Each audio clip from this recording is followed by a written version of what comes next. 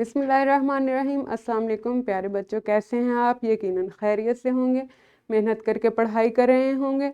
मैं हूं आपकी मौलमा मिस आयशा नवाज़।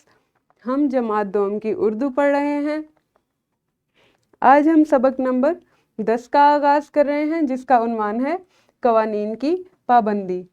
ये सबक ट्रैफ़िक के कवानीन के मुतालिक है। आप इस सबक में सीखेंगे कि ट्रैफ़िक में किन कवानीन का ख़याल रखते हुए आप हादसात से बच सकते हैं और किन कवानीन का ख़याल रखना ज़रूरी है। सबक का हम तकसीम देखते हैं। इस सबक के पहले हिस्से में आप पढ़ेंगे जुमलों को ज़माने के लिहाज से तब्दील कर सकें। सबक के पहले हिस्से में आप जुमलों को ज़माने के लिहाज से तब्दील करना सीखेंगे।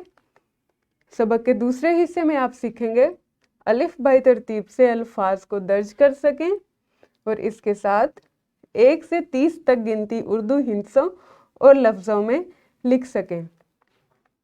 सबक के तीसरे हिस्से में आप सीखेंगे तस्वीरी कहानी पर गुफ्तगू कर सकें, मखसूस ज़ख़ीरा अल्फाज की इमला लिख सकें। सबक के चौथे हिस्से में आप सीखेंगे उर्दू बोल चाल में जुमलों के तसलसल को मरबूत करके मानी अखज़ कर सकें और वाक़या या कहानी समझ सकें। यानी आप उर्दू के जुमले, मरबूत जुमले, उनका मानी अखज़ कर सकें, समझ सकें और जो भी वाक़या या कहानी आप पढ़ रहे हैं उसको समझ सकें।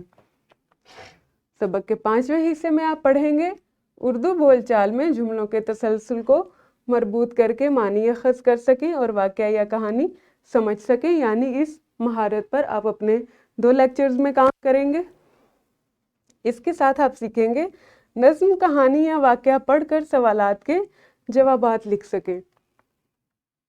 तो बच्चों, इस सबक को हम 5 हिस्सों में पढ़ेंगे। कल हम पहले हिस्से का आगाज़ करेंगे इंशाल्लाह। तब तक अपना ख्याल रखें। अल्लाह हाफिज़। शुक्रिया।